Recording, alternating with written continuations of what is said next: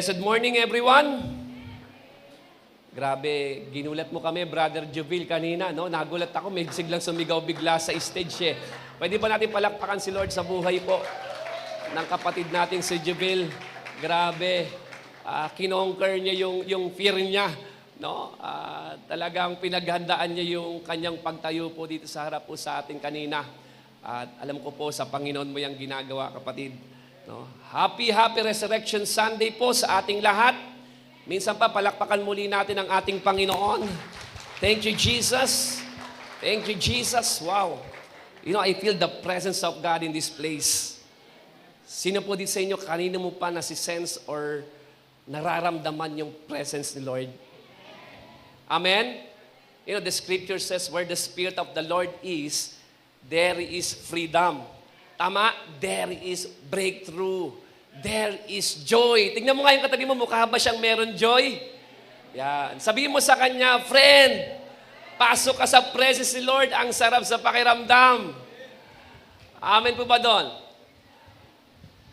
Mamaya po pala, wag muna po kayong uuwi. No? After the service, wag muna po kayong uuwi kaagad. Dahil may inihanda po ang church na konting salo-salo para po sa ating lahat. Isang simpleng pagsama-sama para po i-celebrate itong Easter Sunday. No, I know it's nice to spend this morning with you, blessed fam. At gusto ko rin pong pasalamatan ang mga tumulong, nagbigay para po sa pagkain. Alam mo kung sino ka. I pray that God continues to bless you abundantly. Lahat ng ibinibigay mo para sa Panginoon, may the Lord return it to you 100-fold. No, marami pong salamat sa mga nagbigay at tumulong para po sa maliit na salo-salo po natin mamaya. Amen po ba doon? No? You know, my heart is filled with expectation because I believe God is about to do something amazing, something powerful in our midst. No? Naniniwala po ako sa umaga pong ito, may gagawing kakaiba si Lord. Amen. May matindi po siyang gagawin sa ating kalagitnaan. This is not just another Sunday. This is a divine appointment. Amen. Sabihin niya rin, divine appointment. Yung mas malakas, divine appointment. You know, today, miracles are about to happen. Sa umagang ito, may pagagalingin ng Panginoon. Amen. May palalakasin siya. May manunumbalik sa pananampalataya at muling mag-aalab sa pagmamahal sa Panginoon because the Spirit of God is moving right here, right now. Come on, sa lahat na naniniwala, let's shout, Amen! Hallelujah! Hallelujah! Grabe po ang presence po ng Panginoon. And ito po yung magandang pag-uusapan po natin dahil Resurrection Sunday. Kanina po, medyo na-traffic kami sa MacArthur dahil banda sa may, ano ba yun, malapit sa may Pure Gold. Balubaran, di ba may simbahan daw. Grabe, akala mo may rally. Sobrang dami ng mga taong lumalabas. At nakakatuwa lang kasi nakikita natin na hindi man natin sila kaisa sa pananampalataya totally, pero yung kanilang pagkilala sa Panginoon, nakakatuwa. Tama po ba doon? No? And I pray na talagang ma-open yung hearts nila sa truth at wala silang ibang panghawakan katulad natin kundi kung ano lang yung sinabi po ng Biblia. Amen po ba doon? Andiyan po ba tayo? So today we celebrate the most powerful truth of our faith. Jesus is alive. Isang malakas nga po na sigaw, Jesus is alive. Mas malakas, Jesus is alive. With passion, with energy, Jesus is alive. Wow. Church, this is the greatest news of all time. Hindi ko alam kung ano ang pinakamagandang balita na dumating sa iyo sa buong buhay mo. Maybe it was a job offer or na-promote ka sa work or answered prayer ka or nagkaroon ng magandang nangyari, nagkaroon ng breakthrough sa family mo, whatever it is, no? But for me, if you ask me, and I hope para din po sa ating lahat, no? The greatest news ever is this. Jesus is alive. Tingnan mo nga yung katabi mo, mukha bang nabuhay si Kristo sa kanya? Amen po ba doon? Come on, church. The grave could not hold him. Death could not stop him. And even today, the power of his resurrection is still working in our lives. Hanggang ngayon, nagpapagaling pa rin ang Panginoon. Amen. Hanggang ngayon, naghihimala pa rin ang Panginoon. At hanggang ngayon, nagliligtas pa rin ang Panginoon. Amen po ba doon? Pwede ba natin palakpakan si Lord? Thank you, Jesus.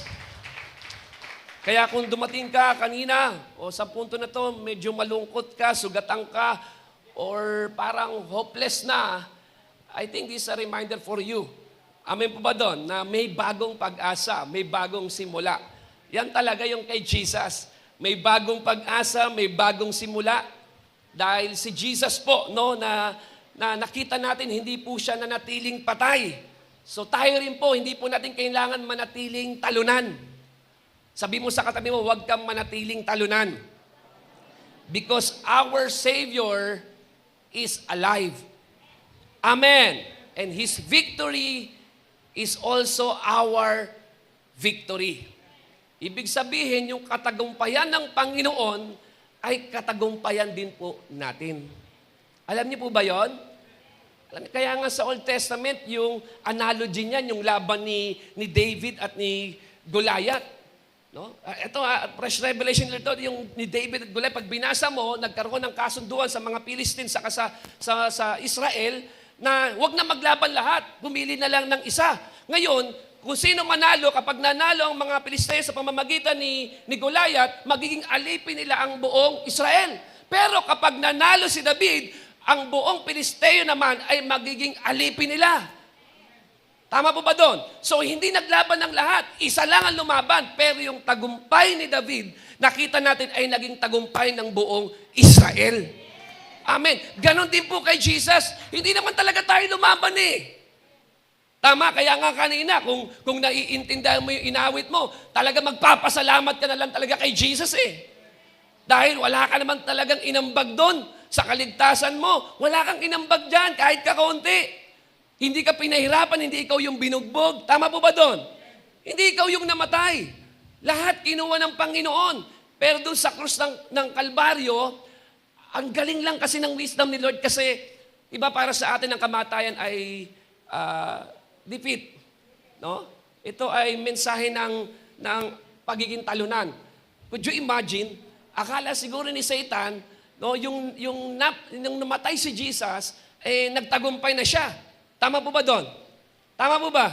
No, maaari nagsasaya sila nung Biyernes Santo na namatay si Jesus. Pero isipin mo saan ka nakakita yung karunungan ng Diyos? Yung sa tingin ng kaaway na tagumpay. Yung kamatayan. Yun din ang ginamit ng Diyos. No, yung kamatayan ni Kristo para sa katagumpayan nating lahat. Tama po ba doon? Amen po ba doon? Kaya nga ang hirap, kaya nga yung iba hindi nila lubos na mapaniwalaan. Paano nangyari na kailangan natin manampalataya sa isang dugoang katawan na nakapako sa krus? How come na dyan sa patay na lalaki na yan, ilalagay natin ang ating pananampalataya at maliligtas tayo at mapupunta sa langit? Kaya hindi nila ma-reconcile yun. Tama po ba doon? Hindi nila ma-reconcile. Paano mangyayari? Ikaw nga, biruin mo, dyan, sa patay na yan, sabi mo, manipalataya ka, tas maliligtas ka. How come? Pero alam nyo, iba kasi kay Lord eh. Hindi, iba yung ways ni God eh. Kay Lord, para ka talaga maligtas, kailangan maging humble ka. Diba? Kasi si Lord, hindi siya gumagalaw ng logical eh. No? Kasi inisip ng mga Jews, maging ang mga Gentiles, na kapag dumating si Jesus, talaga naman dapat nandun sa pinakamakapangyarihang palasyo na may mga sandatahan at napaka-powerful. Hindi. Napunta sa sabsaban, naging anak ng karpintero. Tama po ba doon? No, nagdadalakad-lakad dyan sa gilid-gilid, sa lansangan, sa mga kapilya, nangangaral, tapos biglang dinampot, binugbog, pinahirapan, namatay. Kaya hindi nila maisip, paano naging Mesias yan? Tama po ba? Pero alam mo, pag hindi po natin tinanggap si Lord bilang Panginoon at tagapagligtas, wala nang ipadadala ang Diyos. Tama po ba doon? Wala nang paparito pa para iligtas tayo. Si Jesus na yon, take it or leave it. Kung hindi mo kayang manampalataya sa Kanya, well, is it because of your pride? Tama po ba doon? Pride yun eh. Kay Lord, kailangan ng humility. Kailangan maging humble ka. Kailangan manampalataya ka doon sa ibinigay ng Panginoon. Because yun nga the Bible tells us the wages of sin is death. Tama? At ang death na yun, nandun yung blood. The Bible tells us without the shedding of the blood, there's no forgiveness of sin. So yun naman talagang kasunduan mula pa namang Old Testament sa Old Covenant eh. Diba? Para mabayaran ng kasalanan, kailangan ng dugo. Tama po ba doon? Tama po ba? No, at ang walang ibang pinangbayad ang Diyos, kundi ang Kanya kaisa-isang anak, minamahal na anak, na sa pamamagitan ng dugo ni Jesucristo, ang lahat ng ating mga kasalanan ay binayaran na ng Diyos. Hindi niya tinakpan na, binayaran niya lahat. Nilinis na tayo sa lahat ng ating karumihan. Kaya nga ang sabi ni John the Baptist, look, the Lamb of God who takes away the sin of this world. Kasi yung mga blood ng mga animals before, nagko-cover lang yan, nagpa-file lang naman yung kasalanan mo eh. Pero may dumating, the Lamb of God. Si Jesus yon, ang kordero ng Diyos na nag-alis ng lahat ng ating kasalanan. Amen po ba doon? Pwede ba natin palakpakan ng Panginoon? Now let's dive into the Word. And our topic for this morning is entitled, The Greatest Comeback of All Time. The greatest comeback of all time. Sino po sa inyo dito mahilig sa comeback stories? Mahilig kayo sa comeback stories? No, yung mga pelikula kung saan ang bida ay bagsak na bagsak sa simula. No? Sa umpisa ay iniwan, sinaktan, natalo, pero biglang babangon, lalaban, at mananalo. Ang sarap panoorin nun, di ba? Kasi may pag-asa. Nagbibigay yun ng may pag-asa, kaya ang sarap panoorin. Tama po ba doon? May pag-asa, pwede pang manalo. Tama po ba? Halimbawa na lang po dyan ng mga comeback stories po, isa dyan si Cardo Dalisay. Ang probinsyano, tama? Ilang beses nang muntik mamatay. Grabe po ito yung John Wick ng Pinas. Alam mo, nanood ako ng John Wick, yung uli. Wala na OA na talaga ako eh. Biruin mo, talagang napakarami na, hindi pa rin papatay-patay. Pero nung napanood ko rin si Cardo, isa rin pala. No? Tinalo pa pusa. Oh, grabe, hindi mapatay-patay po yan. Namin po ba ng pinagtulungan, makikita na, inapi. Yes, labas daw bituka, inapi, pero laging bumabangon. Akala ng kalaban, tapos na siya eh. Tama po ba? Biglang magpapakita, biglang lilitaw ulit, lalaban, at ang matindi dyan, nasundan pa ng Batang Quiapo. Buhay pa rin hanggang ngayon, may pelikula pa. Tama po ba doon? Ganda ng comeback story. Meron pa po tayo, si Sarah Geronimo, sa A Very Special Love. No? Sino nakapanood nito? Si Lyda Magtalas. Alam niyo po, ako, pinakagusto ko talaga yung ganyang mga palabas. Actually, sa totoo lang, ako dyan, nag-e-enjoy ako dyan. John Lloyd. Amen. No, si Lyda makikita natin sa istorya na yon na si Sarah Geronimo ay iniwan, nasaktan, pero after that, nag-grow siya, tama, natuto at bumalik ng mas buo. Comeback story po yon. Ang ganda ng lesson. May pag-asa, pwedeng manalo muli. Amen po ba doon?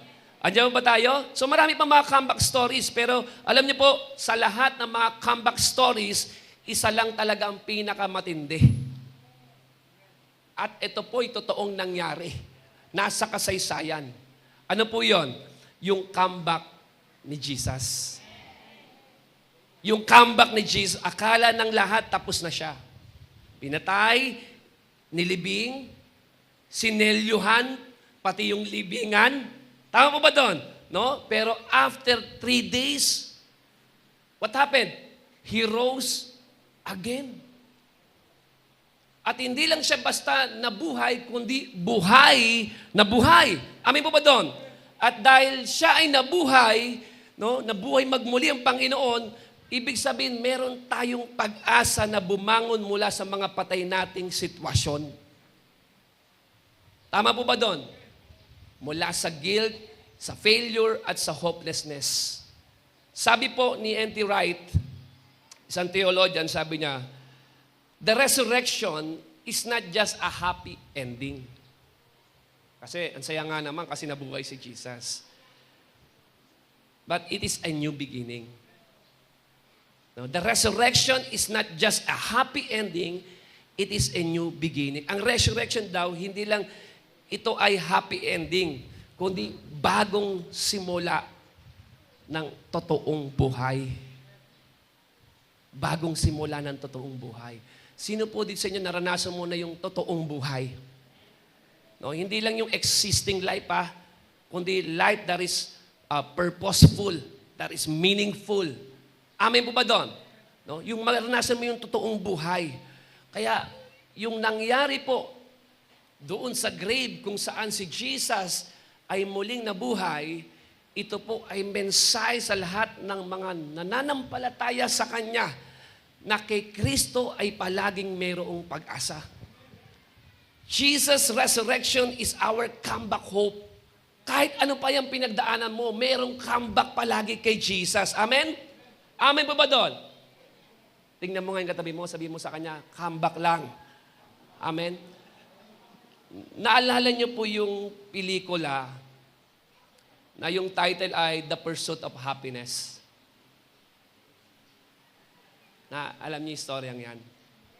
No, ang ganda niya si Chris, Gardner, na ginampanan, pinagbidahan po siya ni Will Smith. Okay, ni Will Smith. Ang istorya ay nawalan siya ng trabaho, nawalan siya ng matitirhan, at kasama niya pa pati anak niya, alam niyo po, natutulog lang siya. No? Natutulog sila doon sa banyo ng train station. No? Ibig sabihin, matindi yung kanilang pinagdaanan. Grabe, halos nawala ang lahat sa kanya. Amen po ba doon? Pero makikita po natin doon, hindi po siya sumuko. Nagpatuloy po siya sa laban sa buhay. And eventually, no, nagkaroon siya ng trabaho, nagtagumpay siya sa karir, at ano nangyari? Naging milyonaryo siya. Ang ganda niyang istoryang yan. I don't know kung nasa Netflix pa po yan. Ang ganda niyan. Grabe yung kanyang naging comeback. At ganun din po, mga kapatid, ang nangyari sa resurrection po ni Jesus, ang comeback story niya ay hindi lang sa pera, kundi malalim yung comeback ng Panginoon. It is about a deeper kind of comeback. Yung mabuhay muli sa gitna ng pagkawasak. Ang tindi nun. Kaya, kung napanood mo yung story, grabe. Paano ka kumukuha ng pag-asa sa napakadilim na mundo at buhay mo? At yung ino-offer sa atin, Lord, ganon din Kasi talagang we are headed sa sa damnation, sa hell.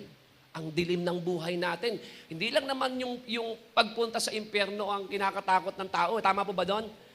Maging yung miserableng buhay na nag-e-exist sa mundo kung saan walang direksyon, walang purpose. Yung bang paulit-ulit yung cycle ng buhay, tama po ba doon? Yun, nakakapagod po yun Kaya yung comeback na ginawa ni Jesus, yung resurrection na yun, it is a deeper, deeper kind of comeback. Yung yung mabuhay ka sa gitna ng pagkawasak. Amin po ba doon? Ito yung ino-offer sa atin ni Jesus. Alam niyo po, sa tuwing iisipin natin, yung nangyari 2,000 years ago, na ang Panginoon po ay muling nabuhay, napakaganda po nito. Kasi po, hindi lang ito tungkol sa kasaysayan. Hindi lang ito na ibahagi sa history. Ito ay patunay na sa Diyos, kahit ang imposible ay pwedeng maging posible. Yun yung mensahe nun Di ba? Kaya kung nandun ka sa sitwasyon na para sa iyo ay imposible nang makaalis pa, kay Lord, yung imposible sa atin, sa Panginoon, posible palagi yan. Amen po ba doon? Kaya nga sabi niya, yung challenge niya sa Bible is anything is hard for me, no? Is too hard for me. Wala namang mahirap sa Panginoon eh. Kahit yung kalagayan mo ngayon. Amen po ba doon? No, kahit ano pang pagkabagsak yan ng buhay mo, palaging may pag-asa. Marami na po akong nakita at narinig ng mga comeback stories. Ang dami na po ng mga comeback story. Hindi lang po yan sa labas, maging sa loob ng simbahan. Totoo po. Yang katabi mo na yan, tingnan mo, grabe ang pinagdaanan niya. Tingnan mo, grabe ang pinagdaanan at ibang level ang patotoo niyan. Kung alam mo lang, kung magkukwento lang siya sa'yo, grabe ang pinagdaanan niya. Sabihin mo nga sa kanya, salamat at nandiyan ka pa rin. No? Grabe po patotoo niyan. Yung iba sa inyo, maaaring nakabalikan mula sa panlalamig na pananampalataya dahil dati active ka, pero bigla ka nawalan ng gana, nanlupaypay ka, pero ngayon nandito ka na ulit, nag-aalab muli sa Panginoon. That's a comeback. Amen? Meron ba dito naka-experience na yan na minsan ka lang nalayo sa Lord, pero nag-comeback ka by the grace of God? Tama po ba doon? Yung iba naman sa inyo, nakabangon mula sa nasirang relasyon. No, nasira yung relasyon niyo ng pamilya mo, ng asawa mo, pero ano po nangyari? No, matapos masaktan, tinuruan ka ng Panginoon magpatawad. Tama po ba doon? Tinuruan ka ng Diyos na magpatuloy. At ano po nangyari? Nagkaroon ng comeback sa iyo. That's a comeback. That's a comeback. Ang gandang patotoo po niyan. Amen po ba doon? Anyo ba tayo? No, meron din gumaling sa inyo sa sakit, physically, emotionally, yung bang akala mo, katapusan mo na? Tapos na yung kasi yung story ng buhay mo, pero nandiyan ka pa rin, buhay ka pa. Buhay na buhay ka, lumalaban dahil meron Diyos na nagpagaling sa'yo. Grabing comeback yan. Grabing comeback yan. Amen po ba doon? Marahil ang iba sa inyo, nakabawi ka sa karir, yung muntik ka ng sumuko, nawalan ka ng trabaho, tama? Nawalan ka ng trabaho, pero si Lord, nakita mo kung paano siya naging tapat sa iyo at naging provider. Kinatagpo niya lahat ng pangangailangan mo. At nandito ka ngayon, nakakambak ka. Amen. Andiyan ba tayo? No? At hindi natin pwedeng kalimutan yung mga nakabalik mula sa shame, sa guilt, at mga pagkakamaling feeling mo na akala mo hindi ka na makakabawi. Pero si Jesus, makikita po natin, ipinakita niya po na gusto niya sabihin sa iyo, anak, hindi pa tapos ang kwento mo. Sabihin mo sa katabi mo, hindi pa tapos ang kwento mo. Kaya kahit anong pinanggalingan mo, kahit anong pagkadapa mo, kahit ilang beses kang nawasak kay Jesus, palaging may comeback story. Amen. At sa dulo ng lahat ng mga pinagdaan natin, talagang masasabi mo na lang, maraming salamat, Panginoon. Dahil sa iyo, nakabalik ako. Sabi mo nga sa katabi mo, si Lord lang talaga. No? From death to life. Meron pong illustration sa Bible in the book of John chapter 11, the story ni Lazarus, yung siya po ay namatay. Siguro po familiar po kayo sa nangyari po doon sa John chapter 11. Makikita natin sinabi ni Jesus kay Martha, ito po yung pagkakasabi ni Jesus. John chapter 11, verse 25 to 26, it says here, Jesus told her, I am the resurrection and the life. Anyone who believes in me will live even after dying. Kaya nga, ang buhay mo hindi natatapos sa kamatayan eh. Di ba? Kaya nakakalungkot lang, kahit sa ating mga mananampalataya, para bang pag lumakad tayo sa mundo, para bang wala nang, parang dito na lang tayo mag-i-stay. Tama mo ba? Pero sabi diyan, anyone who believes in me will live even after dying. Everyone who believes in me and believes in me will never, ever die. Do you believe this, Martha? Do you believe this? Sabi niya, Martha, ang sino man nanampalataya sa akin, bagamat mamatay ka, muli kang mabubuhay. Merong resurrection kay Jesus. Tama po doon? After ng kamatayan, may buhay. Kaya nga, Si Paul, di ba sa 1 Corinthians 15, binanatan niya po yung mga nag-o-oppose doon na, wala, after naman ng buhay natin kumain ka, magpakasaya ka because when you die, that's it. That's it. Tapos, sinalansan doon sa 1 Corinthians chapter 15 ni Paul, kung yung pag-asa natin na kahit mamatay po tayo, muli tayong bubuhayin ng Panginoon. Tama po ba doon? At ang sabi diyan, sino man nanampalataya sa akin, bagamat siya'y mamatay, sino po dito naniniwala ka ang kamatayan ay darating sa atin? Walang makakatakas diyan, walang estado ng buhay diyan. Tama, kahit kalagayan mo, estado mo sa buhay, pagdating sa kamatayan, pantay-pantay tayo diyan. Amin po ba doon? Pwede ka mamatay ng matanda, pwede ka mamatay ng binata o dalaga, pwede ka mamatay ng kahit bata o sanggol. Diyan tayo nagkakapantay-pantay pagdating sa kamatayan. Pero ang kagandahan lang, di ba po, tayo minsan napakasakit sa atin na mawawalan tayo ng minamahal Pero ito yung matinding comfort sa atin ng Diyos sa kanyang salita. Sa mga nawalan ng minamahal, na sabi diyan, bagamat daw, yung taong nanampalataya, bagamat daw namatay siya. Okay? Physical death. Pero ang Panginoon, sabi diyan, after death, merong life. Interesting kasi si Lord, pag tinignan mo, espesyalista siya doon sa napakalalim at pinakamahirap na problema ng tao. Kapag tinignan mo yung storya, alam niyo po ba yung story niyan? Sa John 11? Na akala ni Martha at ni Mary, si Jesus ay na-delay or nahuli na. Ang sabi na, kung nandito ka lang sana, hindi dapat siya namatay. Tama po ba doon? Pero tingin mo ba si Jesus ba ay talagang nahuli? No? Ako naniniwala ko, wala naman kay Lord, mahuli siya o mauna siya o on time siya. Tama? Isa lang yung nais ibigay na mensahe ng Lord sa atin doon Makikita mo, tingnan mo ito Akala kasi ng marami si Lord, nagpapagaling lang. Akala kasi ng marami si Lord, nagbi-bless lang siya. Tama? Akala ng marami si Lord, nagpapakain lang sa mga taong nagugutom, nagbibigay ng mga trabaho sa mga walang trabaho. Tama po ba doon? Nagbibigay siya ng pabor. Pero dito sa istoryang ito, kung mapapansin mo, inalaw ni Jesus na si Lazarus talaga ay mamatay. Para ano? Sino po dito naniniwala ka? Ang kamatay ng pinakamalalim na problema ng tao. Higit pa yan sa kawalan ng pera. Higit pa yan kapag iniwan ka ng taong mahal mo, brinig ka ng jowa mo. Wala nang mas lalalim pa sa kamatayan. Ito yung pinakamalalim na problema ng tao. Tama po ba doon? But look at this. Tingnan mo hindi dumating si Lord sa panahon na si Lazarus ay naghihingalo para pagalingin sa karamdaman.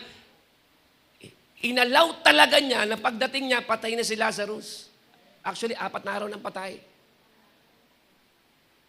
Tama po ba doon? Para ipakita sa atin, magbigay siya ng mensahe na ang Panginoon, hindi lang siya dakilang manggagamot, hindi lang siya nagpo-provide, kundi kaya niya rin buhayin maging ang namatay na sa buhay natin. Amin po ba doon? Kaya niyang abutin pinakamalalim nating problema. Biruin mo, kung titingnan mo lang pagka nireflect mo lang yan, talagang mag-a-arise yung faith mo Tama po ba doon? You know why? Kasi isipin mo, yung pinakamalalim na problema ng tao, yung kamatayan inabot ng Panginoon How much more pa kaya itong kalagayan ko? Ano man yan? Amen po ba doon? Andiyan po ba tayo? So grabe, patay na si Lazarus, 4 na araw na sa libingan, pero nung dumating si Jesus, isang salita lang. Sabi na, Lazarus, come forth, bangon! And then makikita natin si Lazarus muling nabuhay. Listen, kung kaya niyang buhayin ang patay, kaya niya rin buhayin ang puso mong pagod. Ang pananampalataya mong nanlalamig. At ang mga pangarap mo na tila nasa libingan na. Tama po ba doon? With Jesus, there's no such thing as hopeless. He specializes in bringing dead things back to life. Kahit anong tingin mong patay na yung finances mo, patay na yung relationship mo, pag nilapit mo yan sa Lord, sa Panginoon, walang imposible. Amen po ba doon? In Luke chapter 24 verse 2, let's go back sa story ng resurrection. No? Nung si Jesus ay nag-resurrect, makikita natin doon, may mga babae na maagang maaga. Okay? Alam niyo po ba ang unang nagbalita ng good news? Mga babae. Mga Samarites. Good Samarites. Hindi totoo. Pag binasa mo yan, no, maagang maaga pa lang daw, early in the morning. Yung mga babae, si Maria Magdalena, si Maria na nanay ni Jesus sa flesh, no, si Joanna, may binanggit pa doon mga pangalan, at ilang pang mga babae. Mga babae yung binanggit, sabi doon, maagang maaga pa lang ay, pumunta na sila sa tomb ni Jesus. Grabe. May dala po silang spices para po i-anoint yung katawan ng ating Panginoon. Yun po yung istorya po dyan. Tama po ba doon? Pero makikita natin, nung pagpunta nila doon sa tomb o sa libingan, nagulat sila dahil yung bato ay naigulong na. Sabi po dyan sa Luke chapter 24, verse 1 to 2, the stone was rolled away. Sabi dyan, very early on Sunday morning, tingnan nyo the women, hindi lang siya isa, marami po binanggit niya, the women went to the tomb, taking the spice they had prepared. Sabi niya, they found that the stone has been rolled away from the entrance. From the entrance. Makikita po natin ito. Pagkadating daw nila, nabulaga sila dahil yung stone na nakatakip doon sa libingan ni Jesus, doon sa tomb, ay naigulong na. The stone was rolled away. Sabi po dyan. At hindi po nila to inaasahan. Bakit? Kasi yung stone na yon, may picture ba ako dyan? Napakabigat ng stone na yon. Hindi lang siya basta bato-bato lang o manipis na plata. Talagang mga iskombro, tawag ng iskombro, mga solidong mga bato po yan, matitindi po yan. Pero, ayan, nandyan po ba? Okay, kahit pa paano, naaninag naman. Nasa gilid lang ng liwanag po. No? Sobrang bigat po. So, imposible na basta-basta na lang siyang gumalaw. Tama po ba? Nangangahulugan na may nangyaring kakaiba. May nangyari pong kakaiba. Ang tanong doon, sabi the stone was rolled away. Bakit kailangang i-roll away ng Diyos ang stone? Sabi ng marami, di para makalabas si Jesus. Diba? Kasi may nakatakip sa libingan niya. So kaya iginulong ng Diyos ang bato para si Jesus ay makalabas. Basahin mo ang Book of Acts. Sa Book of Acts, makikita mo doon, diba, habang sila po ay nagkakatipon-tipon ang mga alagad, nakapinid ang pinto, biglang dumating si Jesus. Nag-resurrect na si Jesus doon. Sa resurrection body ni Jesus, tumago siya sa pader. Kaya kung sasabihin mo sa akin na para makalabas si Jesus, hindi mo mare-reconcile yun. Tumatagos nga siya sa pader . So nangangahulugan yung pag-roll away ng stone ay hindi para makalabas si Jesus, kundi para tayo ay makapasok. Para patunayan na si Jesus ay wala na sa libingan sapagkat siya'y muling nabuhay. Amen po ba doon? Palakpakan po natin ang Panginoon para makita po natin siya. No? Buhay natin siyang makita. At let's get real. Pag tinignan mo yung bato na yon, ni-roll away. Ni-roll away. Sino po dito ngayong umaga merong batong nakatakip sa'yo sa pananampalataya mo, sa puso mo, o bit-bit mo ngayon yung malaking bato na yan, no? The stone of guilt, no? Yung stone of guilt, meron tayong stone of guilt na hindi ka makapag move on kasi pakiramdam mo, hindi ako karapat-dapat, Panginoon. Hindi ako karapat-dapat. No? Hindi ka makaabante tuloy. Meron din tayong stone of fear. Ano yung stone of fear? Yung bang hindi ka mag-excel kasi takot kang magkamali. Tama? Takot kang mabigo. O takot kang magsimula muli. Maaaring nabigo ka, And then, nung binibigyan ka ng Diyos ang opportunity na sumubok ulit, natatakot ka na. Tama po ba doon? Pinili mo na lang na mag-stay ka kung nasan ka ngayon. Ayaw mo na sumubok kahit ang ganda na ng opportunity because merong stone of fear. At meron ding stone of what?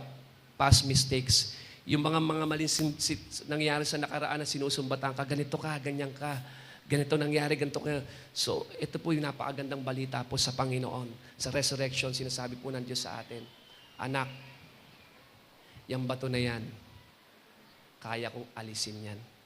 I-roll away yan para sa'yo. Para sa'yo. Amen po ba doon? No.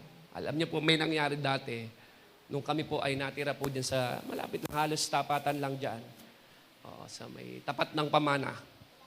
Palladium, no? May insidente na kung saan si Caleb ay napakaliit pa. Ang nangyari, si Caleb, naglaro sa kwarto. Naglaro niya sa kwarto, dahil napakaliit niya pa, nailak niya yung pinto. Kulob na kulob yun. Alam nang nandun ka ba nun, nanay? No? Kulob na kulob yun. Nailak niya, aksidente niya nailak. Siyempre hindi niya alam kung paano tatanggalin yun. Alam mo, kinakaldag ko yung pinto. Hindi ko ma-distrong ka. Kumuha ko ng kutsilyo, naputol yung dulo. Hindi ko ma-distrong ka. Alam mo, ginawa ko, kumuha ko ng napakalaking bato sa labas. Binasag ko yung doorknob. Ay, grabe. Narinig ko yung anak ko, umiiyak kasi hindi siya makalabas eh. Pero, sabi ko, nung ginagawa ko to, yung when it comes sa stone na nakatakip, nakabara, nakaharang, sabi ko, si Caleb, umiiyak siya kasi may nakaharang na pinto, may nakapinid na pinto, may nakasaradong pinto. Pero kung alam niya lang sa likod nun, nandun yung kanyang tatay na may ginagawa para buksan yung pinto at makalaya siya. At naisip ko lang ito, ganito ang Diyos sa atin eh. Yung bang habang umiiyak ka pa sa problema mo dahil ang bigat ng pinagdadaanan mo, pero behind the scene, may ginagawa na ang Diyos. May ginagawa na ang Diyos. Grabe, sabi ko, ang tindi talaga, lalo na pagdating sa love ng Lord. Tama po ba doon? Andiyan po ba tayo? No? Kaya, ang tinatanong sa atin ng Panginoon, anong stone na ang nakaharang sa puso mo ngayon? Anong stone yan? Bakit hindi mo ma-enjoy yung church life mo? Bakit hindi mo ma-feel yung presence ng Lord? Bakit hindi ka makapag-excel sa ministry? Anong stone yan? Anong stone yan? No? Na nakaharang na yan. Doubt, fear, past mistakes. Ang tanong, will you allow the Lord to roll that stone away for you? Sa umaga bang ito, nais mo bang payagan si Lord? Hayaan ang Panginoon na yung nakabara na yan ay i-roll away niya. Andiyan ba tayo? Here's the third one. Don't stay in the grave when Jesus is alive. Huwag kang manatili sa libingan kung si Jesus naman pala ay nabuhay. Ang sabi sa Luke chapter 24 verse 5, sabi ng angel, sabi sa kanila, actually sa iba, minsan isa, dalawa, angels po. So angel, sabi niya, why do you look for the living among the dead? Kasi hinahanap nila si Jesus. Asa si Jesus? So ngayon, alam niyo po ba, hanggang ngayon sa Israel, pinapalabas pa rin nila na si Jesus ay hindi muling nabuhay, kundi siya raw ay ninakaw. Ninakaw daw ng mga mangingisda, ng mga alagad niya. Napaka-imposible yun eh. Kasi dumaan sa test yung resurrection ni Jesus eh. Bakit mangyayaring ninakaw? Unang-una, may batong nakaharang. Silyado po yun. No? At hindi po yung po pwedeng masira. Kasi hindi lang siya basta silyado, may mga nakabantay pa po doon. Na kapag yun ay nasira yung selyo, ay kamatayan ang katumbas po noon. Pag tinignan mo sa kanila, yun ang rules po nila. So, sa akin hindi yun. Yung mga nakasundalo doon, batikan sa pakikipaglaban. How come na yung mga isda, natalo yung mga sundalo? At ang pinakamasakit, paano ka natakasan ng patay? Patay yun. Kaya hindi sila makapaniwala. But tayo po, naniniwala tayo na ang Panginoon ay muling nabuhay. Hindi lang dahil sa facts, kundi na-experience natin eh. Amen po ba doon? Sabi dito, bakit kayo naghahanap ng buhay sa gitna ng patay? Galing, no? No? Bakit mo inahanap ang taong buhay sa gitna ng sementeryo? Yung po yun eh. Kung buhay na si Jesus, bakit mo pa, no? Bakit mo hahayaan na yung kalagayan mo, yung sitwasyon mo ay manatili pa sa libingan? Nabuhay na ang Panginoon. No? Bakit kailangan mong manatili dyan sa libingan ng guilt, ng shame, ng fear? No? Kung meron namang nabuhay na Panginoon para sa iyo, bakit ka mananatili dyan? Tama po ba doon? No? Real talk tayo, may libingan pa ba ngayon sa puso mo? No? Hindi ito literal na libingan, ha? Pero baka may parte ng buhay mo na parang patay na. Yung joy, yung faith mo. Sabi ko nga, dapat nga habang tumatanda ka, mas lalo nagiging madali sa iyo manampalataya sa Lord eh. Kasi nga tumatagal ka eh. Ang nakakalungkot, kung kailan ka tumagal, tumanda, saka ka nagduda. Tama? Yung faith mo, yung passion mo, kumusta na? Binibigay mo pa rin ba yung best mo para sa Panginoon? No? Yung sense of purpose mo, baka nawala na, baka patay na. No? Alam niyo po, merong isang kwento ng prisoner, nandiyan po ba? Na ang nangyari, hindi po siya lumabas sa araw ng kanyang release. Dahil pinili niya, no? Pinili niya po na manatili sa kulungan. Umiyak po siya doon sa loob. At ang sabi niya, hindi ko na kailangan maging malaya dahil nasanay na ako dito. Nasanay na ako dito. At nininiwala ako ganun tayo minsan eh. Yung bang marami na tayong nakasanayan na kahit alam natin doon sa nakasanayan na yun, hindi yun ang kalooban ng Panginoon. Doon sa nakasanayan na yun, pinalaya na tayo ng Panginoon. Tama po ba doon? No? Pero parang ayaw na nating lumabas. Parang ayaw na nating lumaya. Tulad ng priso na yan na pinili nila na mag-stay sa kulungan. Kaya ngayon po, kapatid, tinatawag ka ng Panginoon mula sa grave, no? Upang palayain, upang maranasan mo, no, ang kanyang kabutihan. And lastly, dito po magtatapos, live the resurrection life. Live the resurrection life. Romans chapter 6, verse 4, just as Christ was raised from the dead through the glory of the Father, we too may live in new life. Wow. Namnamin mo yon. Sabi niya, no? Just as Christ was raised from the dead, yamang si Jesus ay nabuhay mula sa kamatayan, no, through the glory of the Father, para sa kaluwalhatian ng Ama, tayo rin daw, we too may live a new life. New life. Bilang mga Kristiyano, no? Hindi lang tayo naniniwala na si Jesus ay muling nabuhay. Kundi dapat nakikita rin po sa atin na tayo po ay merong tunay at bagong buhay na kay Kristo. Tama? Si Jesus, nung siya po ay pinahirapan, sabi sa Bible, no, sa Isaiah 53, hindi mo mawari kung siya ay tao pa. Disfigured yung kanyang itsura. Nawala sa align, maaaring sobrang pamamaga. Hindi mo na mawari na siya ay tao pa. Grabe yung kanyang dinanas, mga sugat, bawat hampas. Grabe po yung panglatig ko sa kanila, yung pang-slash, yung pang-whip nila. Grabe po yun. Meron pong kasamang sima po yun. Pag tumama sa balat mo, totoo yun. Yung pinag-aralan nila sa The Passion of the Christ, yung pag tumama, kasama yung laman mo, ganon katindi. Imagine gaano kagrabe yung katawan ni Christ, ni Jesus. Yung dugo mula ulo hanggang talampakan. Pero alam nyo, hindi yung pinagdaanan ng Panginoon para lang kaawaan natin siya. Kasi maraming mga tao, doon lang natapos sa awa. Si Lord nanood ng The Passion of the Christ. Nakita niya, naawa siya. Pero hanggang awa lang.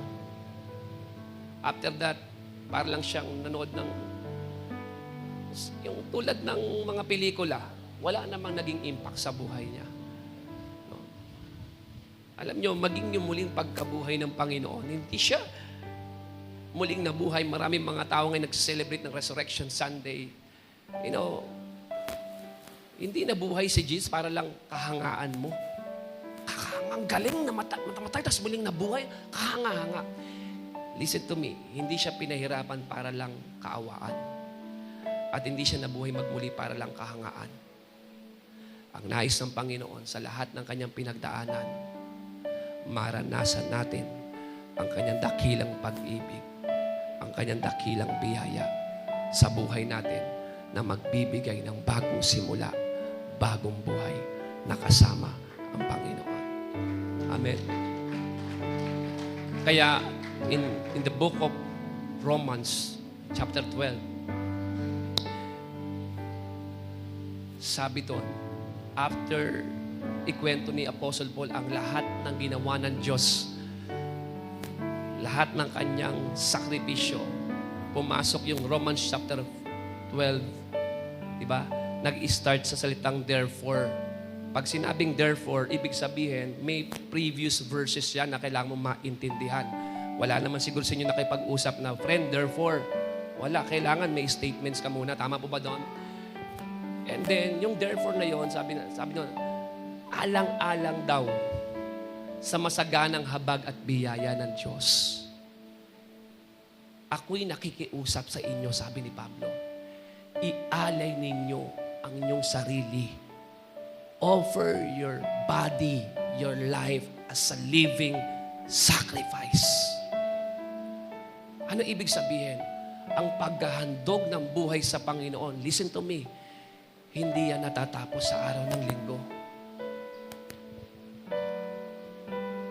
Tama po ba doon? Hindi tayo nagbabait-baitan dahil lang nasa church o araw ng linggo. Ang bagong buhay na kay Kristo, ang isang taong nagsuko ng buhay sa Panginoon, nag-alay ng kanyang buhay sa Panginoon, siya ay lumalakad sa Diyos araw-araw.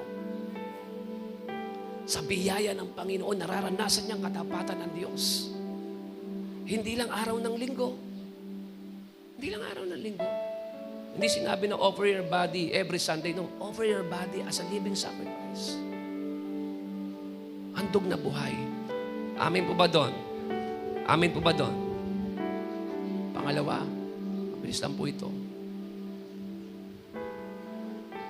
Walk in the power of His resurrection. Now, gusto ko muna sabihin sa inyo yung quotation ni Watchman Nee. Sabi niya, our old history ends with the cross.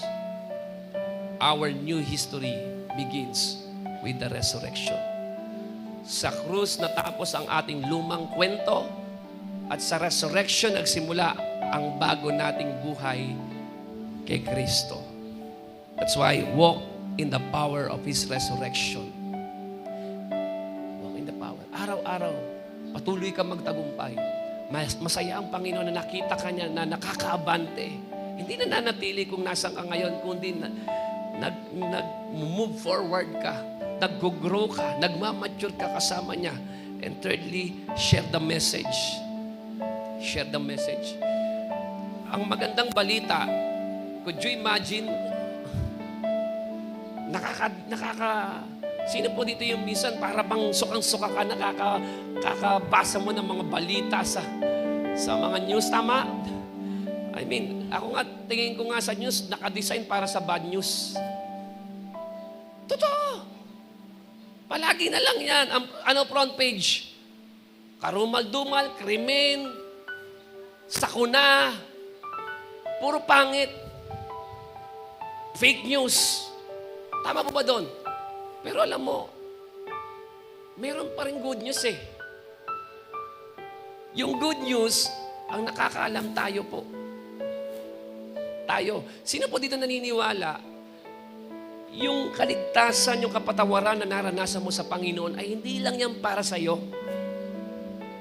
Para din yan sa pamilya mo, sa mga kaibigan mo, sa mga katrabaho mo. Tama po ba doon? Hindi ka iniligtas ni Lord para ikaw lang. Kundi nagsimula ang Diyos sa iyo dahil nais niya rin iligtas ang pamilya mo, iligtas ang mga katrabaho mo. Maaaring hindi mo nakikita yung pinagdadaanan nila, hindi mo narinig yung mga pag-iyak nila.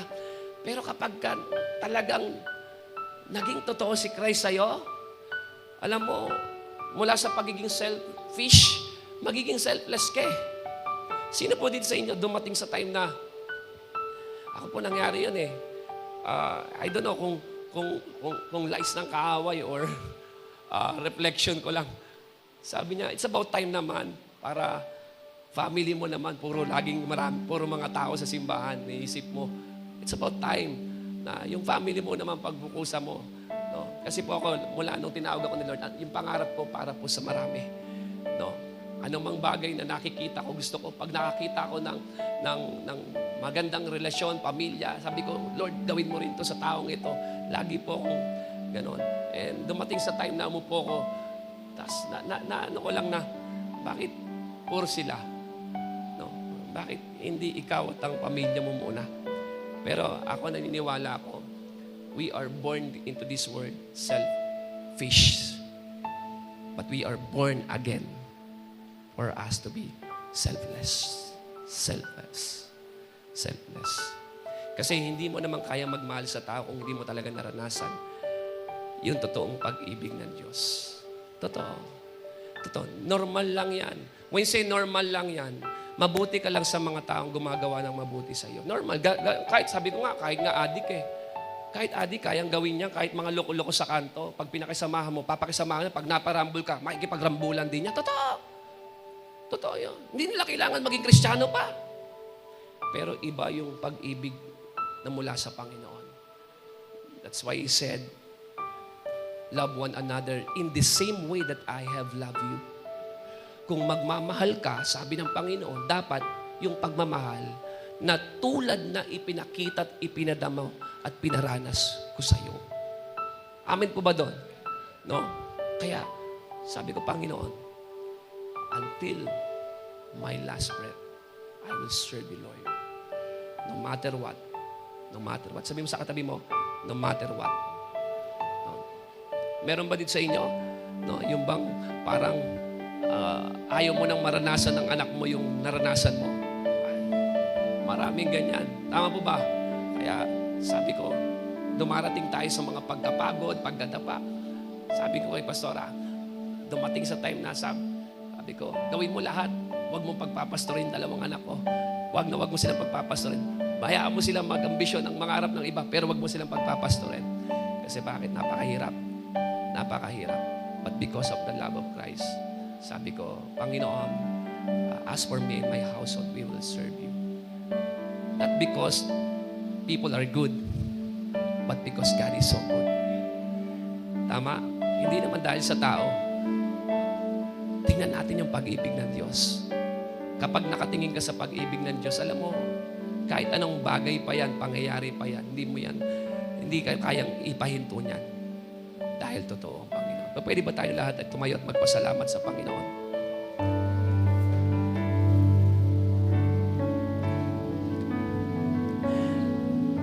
Sa pagkakataong ito, pasalamatan natin si Lord.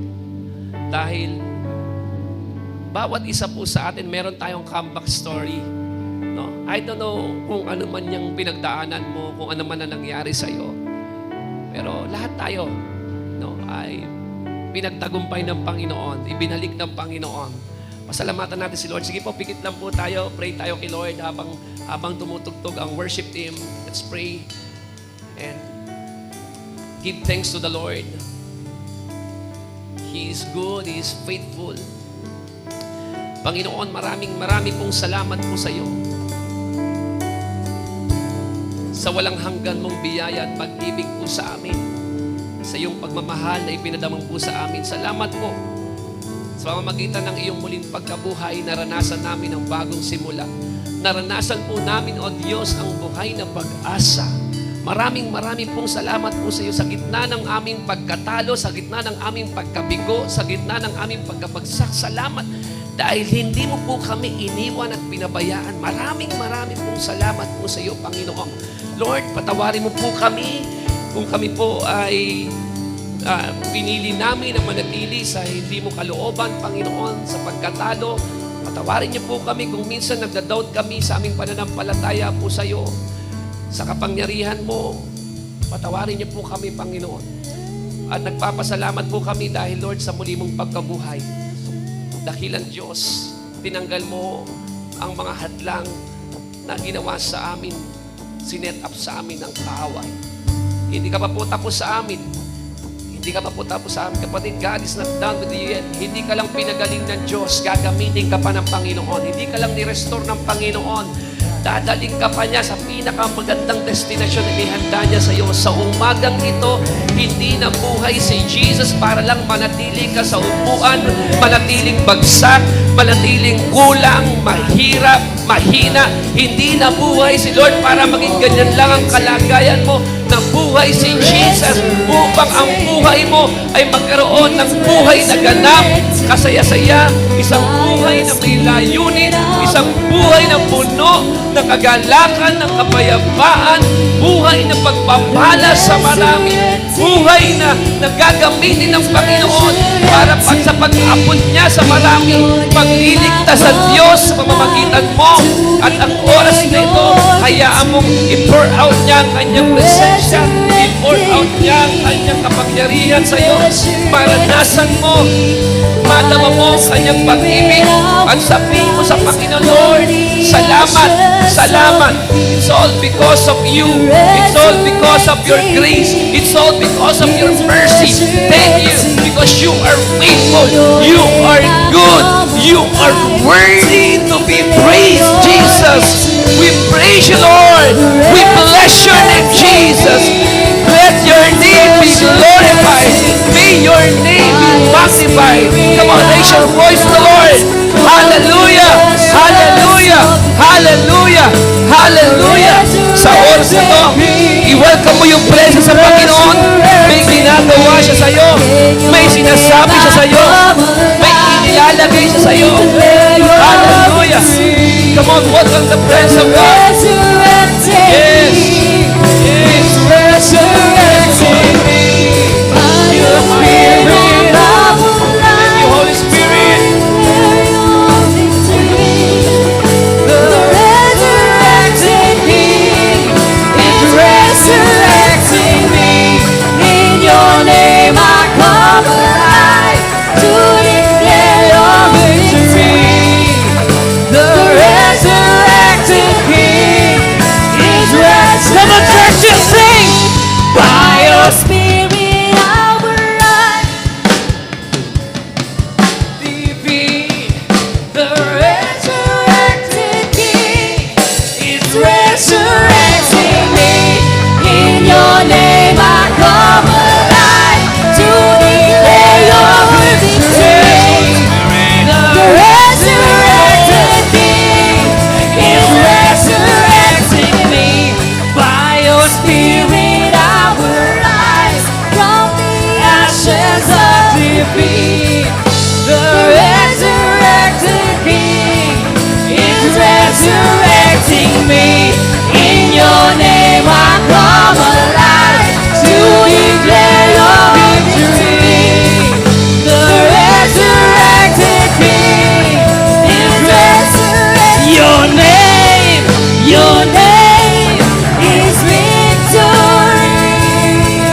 All face will rise to Christ the King. Your name is victory.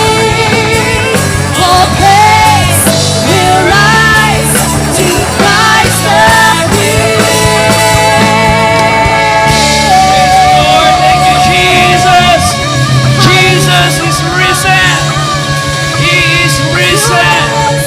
He is risen. He is risen.